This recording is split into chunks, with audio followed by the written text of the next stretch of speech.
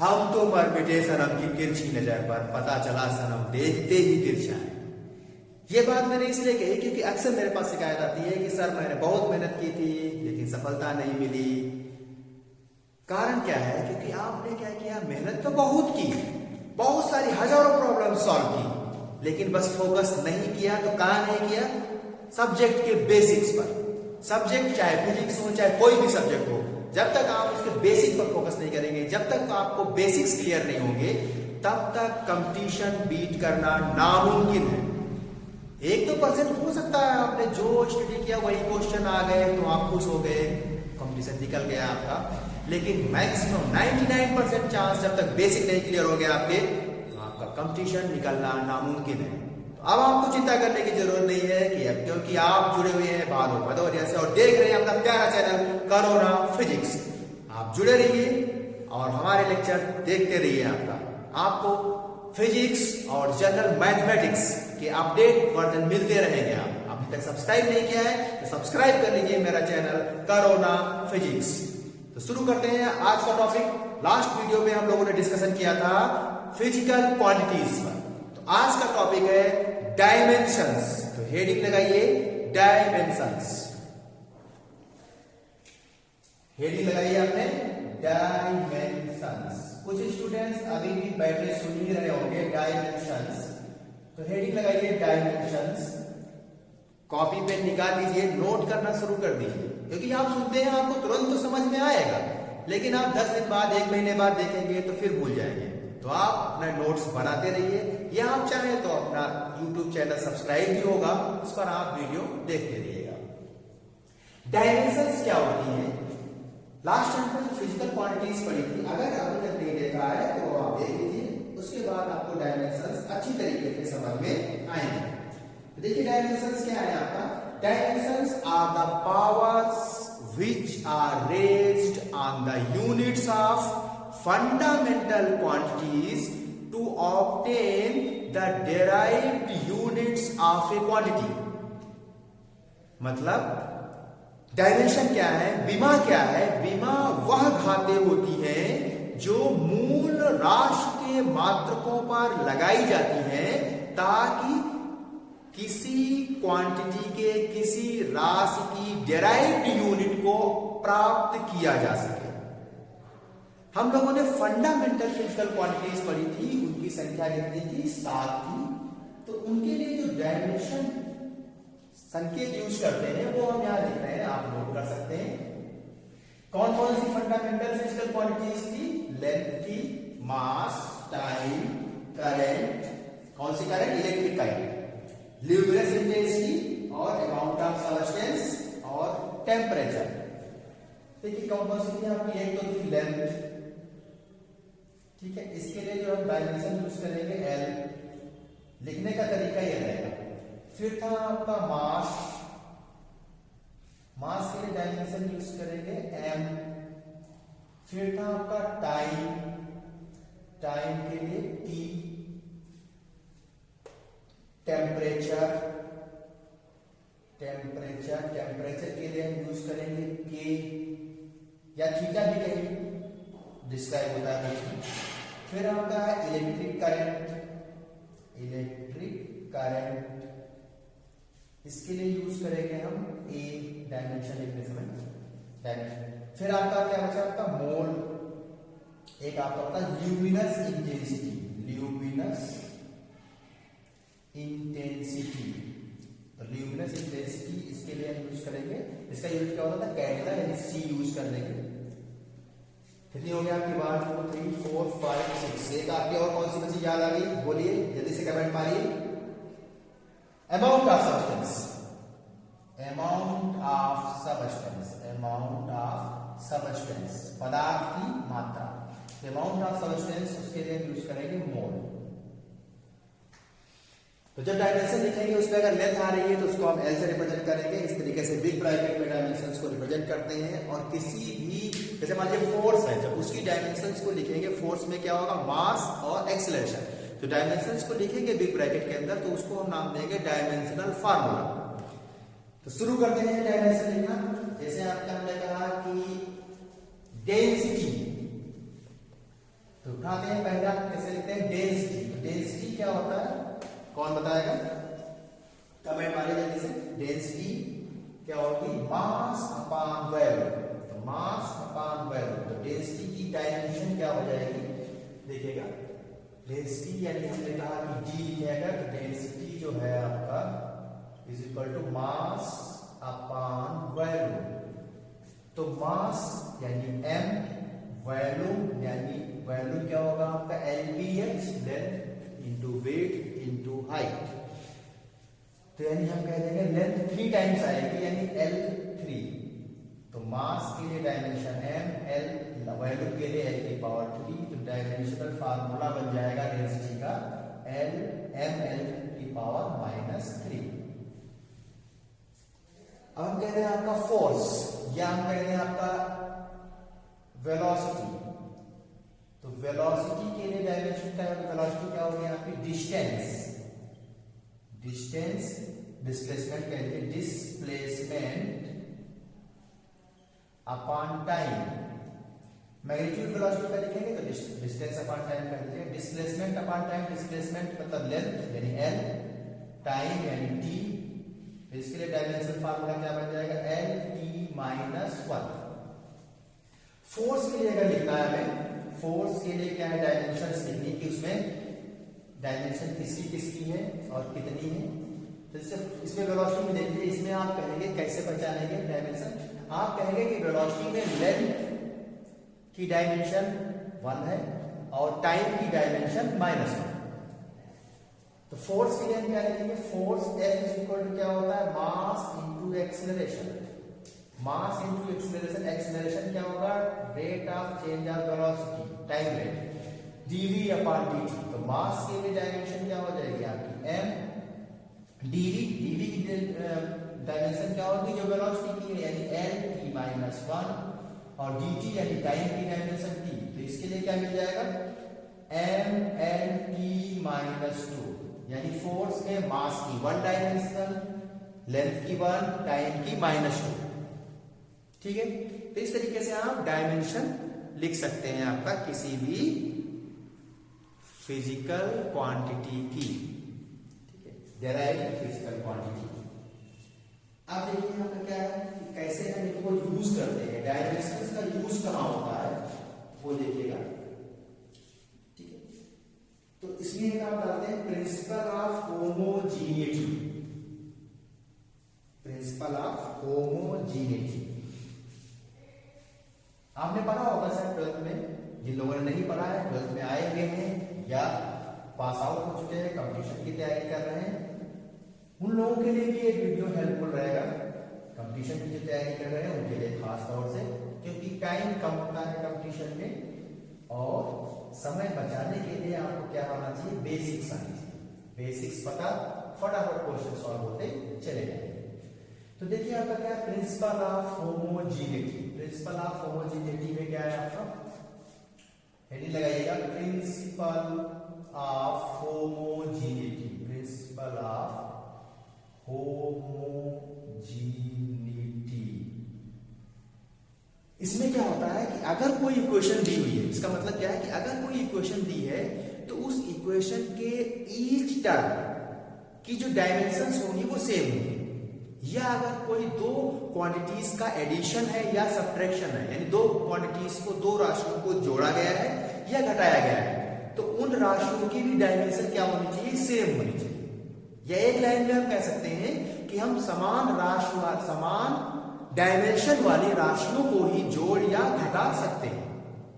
जैसे हमने कहा कि हमारे पास कोई इक्वेशन है आपका AT plus BT square plus CT cube is equal to 0। तो इस इक्वेशन के ईच टर्म की जो डायमेंशन होगी वो सेम होनी चाहिए। ईच टर्म की जो डायमेंशन है वो सेम होनी चाहिए, यानी हम कह सकते हैं dimension of each term of an equation must be same. Each term की जो डायमेंशन है वो सेम होनी चाहिए, यानी dimension of AT is equal to dimension of BT square is equal to dimension of CT cube. Right, चलिए इस पे एक क्वेश्चन बनाते हैं और क्वेश्चन समझ करके आपको ये बात समझ में आएगी। तो प्रिंसिपल ऑफ होमोजेनिटी के पहला क्वेश्चन हम ले रहे हैं आपके लिए। प्रिंसिपल ऑफ होमोजेनिटी पर पहला क्वेश्चन क्या है आपका कि दिया हुआ है कि value v is equal to, question type से दिया हुआ है v is equal to a minus v is equal to a plus, ऐसे लिखिएगा value v is equal to a plus bt। क्या है आपका, where v is volume and t is time. ठीक है, तो आपको क्या है a और b की डायमेंशंस निकालनी है, a एंड b की डायमेंशंस फाइंड आउट करनी है। तो इसको क्या करेंगे, इक्वेशन के फॉर्म में कन्वर्ट कर दो, v is equal to v minus a minus bt is equal to 0 कर दो।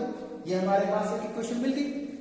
अब देखो, अभी हमने पढ़ा था principle of homogeneity. Principle of homogeneity में क्या था कि अगर कोई इक्वेशन है तो उसके ईच टर्म की डायमेंशंस क्या होंगी, सेम होंगी। इसका मतलब है हम कह सकते हैं कि dimension of A is equal to dimension of v यानी वैल्यू। तो डायमेंशन ऑफ ए यानी डायमेंशन ऑफ वैल्यू, और वैल्यू की डायमेंशन क्या है आपका, लेंथ क्यूब यानी एल क्यूब। तो क्या हमें a की डायमेंशन मिल गई, a की डायमेंशन क्या है, l की पावर 3 यानी l क्यूब। फिर हम सिमिलरली कह सकते हैं dimension of bt is equal to dimension of value. Each term की डायमेंशन क्या होनी चाहिए, सेम होनी चाहिए किसी इक्वेशन में। यही तो था प्रिंसिपल ऑफ होमोजेनिटी जो अभी बोला। तो क्या डायमेंशन ऑफ b निकाल सकते हैं यहां से, dimension of b is equal to dimension of value upon t। Dimension of time है, डायमेंशन ऑफ टाइम का मतलब हम t लिख दें। तो क्या यहां से हमें मिल गई dimension of b is equal to dimension of value कितना, l की पावर 3, और डायमेंशन ऑफ t यानी टाइम की डायमेंशन कितनी थी। तो क्या हम लिख दें, डायमेंशन ऑफ b मिल गया l क्यूब t माइनस 1। तो देखिए फंडा पता था हम लोगों को, आसानी से हमने डायमेंशंस a और b के कैलकुलेट कर लिए। ये नोट कर लीजिए, पास करके नोट कर चुके हो तो आप अपने आप ट्राई कर सकते हैं। पहले जो मैं क्वेश्चन दिया करूं, पहले आप अपने आप ट्राई करिए, फंडा समझने के बाद फिर आप वीडियो से देख सकते हैं। नोट कर लीजिए इसको। नेक्स्ट क्वेश्चन लेते हैं।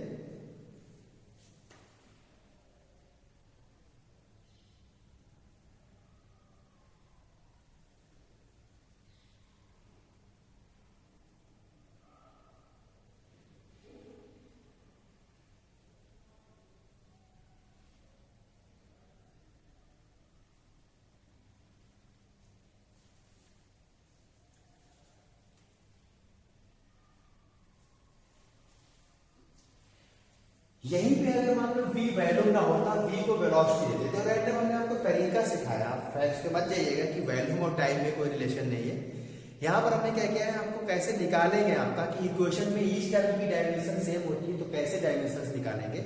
अब यहीं पे अगर मान लीजिए आप टाइम और मतलब ये जो इक्वेशन दी हुई यहाँ पे टाइम पे वैल्यू डिपेंड नहीं करता, तो उस पर नहीं जाना। हमने आपको केवल एक्सप्लेन समझाने के लिए बताया कि इक्वेशंस में ईच टर्म की डायमेंशन सेम होती है। अब अगर यहीं पे हम कहते हैं कि v वैल्यू ना हो करके v क्या हो जाए, वेलोसिटी हो जाए। v क्या हो, वेलोसिटी हो। तो अगर v क्या होगा, वेलोसिटी होगा, तो यहां पर क्या है आपका, अब हम क्या लिखेंगे, v वेलोसिटी अगर हम कर लेंगे तो देखिए क्या करेंगे, यहां पर हम कहेंगे कि dimensions of a is equal to dimensions of velocity. और वेलोसिटी की डायमेंशन क्या होती है, वेलोसिटी की डायमेंशन होगी आपका डिस्प्लेसमेंट अपॉन टाइम यानी dt माइनस 1। तो अब a की डायमेंशन कितनी होगी, lt माइनस 1। फिर हमने कहा, फिर कहेंगे कि इक्वेशन की जितनी डायमेंशन वेलोसिटी की होगी वही डायमेंशन क्या होगी, इस टर्म की होगी, यानी vt की भी डायमेंशन क्या होगी, डायमेंशन ऑफ वेलोसिटी। तो vt की डायमेंशन वेलोसिटी हो जाएगी आपकी डायमेंशन ऑफ वेलोसिटी। तो v की डायमेंशन क्या होगी, dimension of velocity upon dimension of time यानी t। तो डायमेंशन ऑफ वेलोसिटी कितनी है, lt माइनस 1, lt माइनस 1, और अपॉन टाइम तो हमारे पास कितना आ जाएगा, lt माइनस 2। यहीं पर अगर वो कहते हैं कि ये क्या है, प्रेशर में रिलेशन है, v क्या है, वो कहते हैं प्रेशर। तो आप क्या करेंगे, dimension of A is equal to dimension of pressure, dimension of BT is equal to dimension of pressure. तो कुल मिला के आपको समझना है कि कोई इक्वेशन है तो उस इक्वेशन के ईच टर्म की डायमेंशन सेम होगी। ठीक है, इसमें आप अपने आप बहुत सारी इक्वेशंस बना करके प्रैक्टिस कर सकते हैं।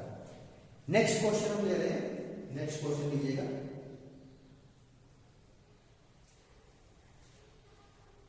एक इक्वेशन दी हुई है आपको, इक्वेशन दी हुई है x is equal to, equation लिखिएगा आपका x is equal to a plus B T, a plus B T plus C T square, यानी हम लिख देते हैं आपको x is equal to a plus B T plus C T square plus d T की power 3 upon e plus T square. ठीक है, ये इक्वेशन दी है। अब आपको इसमें ईच कांस्टेंट टर्म जो है a b c d और e, इन ईच कांस्टेंट्स की डायमेंशन फाइंड आउट करनी है, सभी कांस्टेंट की डायमेंशन फाइंड आउट करनी है। क्या दे रखा है आपको कि x यहाँ पे क्या बता रहा है और t क्या बता रहा है, ये हम आपको देते हैं, क्योंकि जैसा x और t दिया गया होगा उसी के अकॉर्डिंग हर एक कांस्टेंट की डायमेंशंस मिलेंगे। तो x यहाँ पर बोला गया है कि x क्या है आपका, x जो है वो डिस्टेंस है और जो t है वो क्या है यहाँ पे टाइम है। अब आपको a b c d और e की डायमेंशंस फाइंड आउट करनी है। तो कॉन्सेप्ट क्या लगाएंगे कि कोई अगर इक्वेशन है तो उसके ईच टर्म की डायमेंशंस क्या होंगी, सेम होंगी। तो इसको कन्वर्ट कर लेते हैं, यानी हम कर रहे हैं इसमें माइनस यहाँ दे, यानी हम कहते हैं ये माइनस हुआ, ये माइनस हो जाएगा, ये माइनस इज इक्वल टू कितना, 0। तो क्या हम कह देंगे कि यहाँ पर ईच टर्म की डायमेंशन क्या होगी, सेम होगी। हमने कहा ए टर्म लिया तो dimension of A is equal to dimension of x. तो डायमेंशन एक्स की कितनी है, ये एक्स क्या है आपका, डिस्टेंस है, डायमेंशन क्या हो जाएगी इसकी एल। फिर हम कहें dimension of B T, dimension of B T is equal to dimension of x. तो dimension of B T is equal to dimension of x, क्या करेंगे यहां से, यानी dimension of B T is equal to dimension of x, और ये dimension of x कितनी है, एल। तो क्या हम कह सकते हैं डायमेंशन ऑफ बी मिल जाएगा, dimension of B is equal to L upon, ये टाइम आएगा, टाइम की डायमेंशन क्या लिखते हैं हम, टी, यानी डायमेंशन ऑफ बी मिल गया हमें एल टी माइनस 1, राइट। अब देखो dimension of C T square निकाल सकते हैं, dimension of C T square क्या होगा आपका, डायमेंशन ऑफ एक्स के बराबर होना चाहिए, और dimension of C T square is equal to dimension of X, X की डायमेंशन कितनी, एल, तो सी की डायमेंशन कितनी हो जाएगी, एल अपॉन टी स्क्वायर, यानी हम कह सकते हैं सी की डायमेंशन मिल गई, सी की डायमेंशन आपको मिल जाएगी एल टी माइनस 2, राइट। अब देखो डी की डायमेंशन निकालने से पहले हम यहाँ नीचे जो टर्म है इसमें ई की डायमेंशन निकालेंगे, क्योंकि डिनोमिनेटर में दो टर्मों का सम है। तो हम कहेंगे कि जो ई की डायमेंशन होगी वही क्या है आपका, टी स्क्वायर की डायमेंशन होगी, यानी dimension of E is equal to क्या कर सकते हैं, टी स्क्वायर, यानी dimension of T square, time की स्क्वायर। तो टाइम का डायमेंशन कितनी, टी, तो टाइम स्क्वायर की डायमेंशन ये मिल गई, तो डायमेंशन ऑफ ई हमें मिल गई। अब हम कहेंगे क्या ये जो पूरा टर्म है, ये पूरा टर्म, इस पूरे टर्म की डायमेंशन कितनी होगी, सोचिए, पास करके ट्राई करिए, पास करके ट्राई करिए। क्या हम कह सकते हैं इस पूरे टर्म की जो डायमेंशन है वो डायमेंशन ऑफ एक्स के बराबर होगी, कर लिया, जिन लोगों ने कर दिया कमेंट मारे, जिन लोगों ने कर दिया है वो कमेंट में वो बता दें कि क्या डायमेंशन आई है टी की। जिन लोगों ने नहीं किया है वो लोग बोर्ड पे देखें, अपना वीडियो पास कर ले, ट्राई करें पहले, फिर वीडियो से देख लीजिए। यानी डायमेंशन ऑफ, हम कहेंगे dimension of D T square T Q, D T Q upon E plus T square is equal dimension of x, right.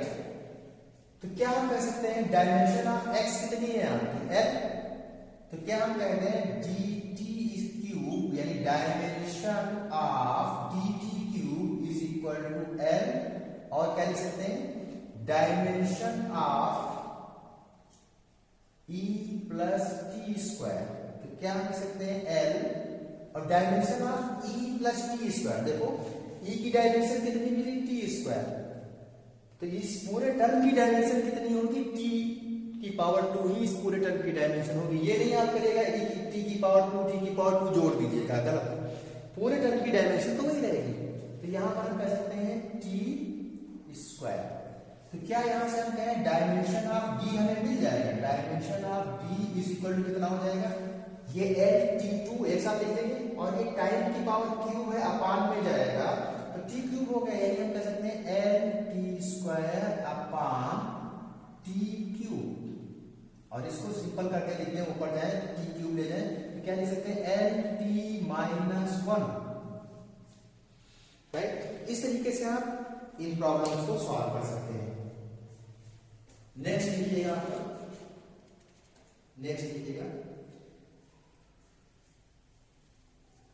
Question लिखिएगा, डायमेंशन हमें निकालनी है, हमें दिया हुआ है एक क्वेश्चन दिया हुआ है p is equal to something दिया हुआ है, और वहां से हमें डायमेंशंस जो कांस्टेंट दिए हैं उनकी डायमेंशंस में रेशियो निकालना है, यानी हमें दिया हुआ है, आप नोट करिएगा, p is equal to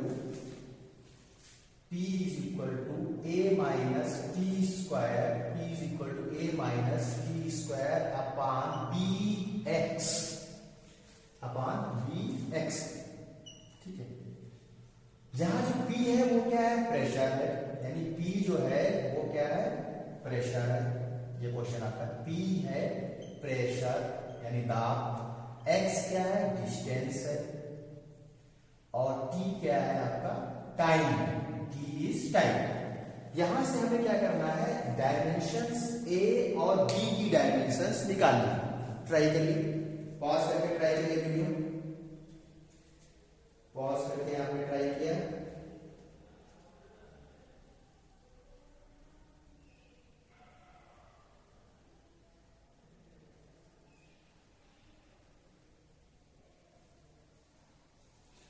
try करिए आपने, ठीक है। अब देखिए मैं लगाने जा रहा हूं, ट्राई करिए आपने, नहीं ट्राई किया तो पॉज करके अभी ट्राई कर सकते हैं, ठीक है। मान लेते हैं आप दोनों ट्राई करेंगे, ठीक है। देखते हैं क्या इसको हम इक्वेशन बनाएंगे, इधर इसको इस टर्म को हम यहां लाएंगे p minus this term is equal to 0, यानी एक इक्वेशन मिल गई। तो क्या हम कह सकते हैं कि जो ये term a minus T square है, तो a की जो डायमेंशन होगी वही टी स्क्वायर की डायमेंशन होनी चाहिए, क्योंकि क्या है यहाँ पर सिमिलर डायमेंशन वाले टर्म ही हम क्या कर सकते हैं एडिशन या उनका सब्ट्रैक्शन कर सकते हैं। तो यानी हम क्या हमें a की डायमेंशन मिल गई, यानी dimension of a is equal to कितना मिल गया हमें टी स्क्वायर। फिर हम कह सकते हैं क्या हम ये लिखते हैं कि डायमेंशन ऑफ इस टर्म की डायमेंशन p की डायमेंशन के इक्वल होना चाहिए, क्योंकि आपके क्या है इक्वेशन बनाएंगे तो इक्वेशन में इस टर्म की डायमेंशन सेम होती है। तो dimension of a minus T square upon B X is equal to dimension of pressure यानी p। और प्रेशर क्या होता है आपको याद है, प्रेशर क्या होता है डायमेंशन ऑफ, प्रेशर को लिख सकते हैं फोर्स अपॉन एरिया, और फोर्स क्या होता है मास इनटू एक्सेलरेशन। तो फोर्स की जो डायमेंशन होगी वो mLT माइनस 2, और जो एरिया की डायमेंशन है यानी L स्क्वायर, यानी डायमेंशन ऑफ प्रेशर हमारे पास मिल जाएगी mL minus 1 T minus 2, right. अब यहां से देखो a माइनस टी स्क्वायर, इस पूरे टर्म की डायमेंशन क्या होगी टी स्क्वायर, जितनी a की डायमेंशन है t की डायमेंशन है वही डायमेंशन इस पूरे टर्म की रहेगी। तो क्या हम कह सकते हैं कि dimension of B X is equal to dimension of B X, dimension of B X is equal to M L minus 1 T minus 2 upon dimension of A minus T square term यानी T square. तो ये कितना मिल जाएगा, ये हमें मिल जाएगा is equal to, कर लीजिए डायमेंशन ऑफ बी एक्स हमें मिला है M L minus one T zero, M L T की पावर माइनस वन, जीरो ऊपर जाएगा तो माइनस हो जाएगा टी माइनस फोर। हमें तो डायमेंशन ऑफ बी चाहिए, तो डायमेंशन ऑफ बी कितना हो जाएगा, देखिएगा डायमेंशन ऑफ बी हो जाएगा M L minus one T minus four upon dimension of x.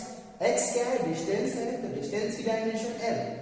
तो क्या हम करेंगे, डायमेंशन ऑफ बी मिल जाएगा, डायमेंशन ऑफ बी मिल जाएगा, इसमें अपान में एल कर देना तो ऊपर जाएगा तो एल माइनस टू, यानी M L minus two T minus four. Dimension of B मिल गई M L minus two T minus four.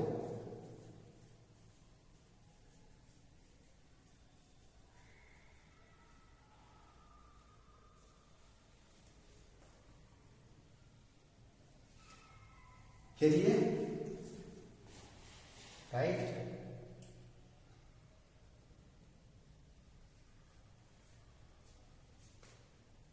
Check कर लेना है, उल्टा तो नहीं कर दिया, चेक कर लीजिएगा, तरीका आपको बता दिया है। नेक्स्ट क्वेश्चन एक और उठाते हैं। नेक्स्ट क्वेश्चन क्या है आपका, क्वेश्चन दिया हुआ है P is equal to P naught E to power minus alpha T square.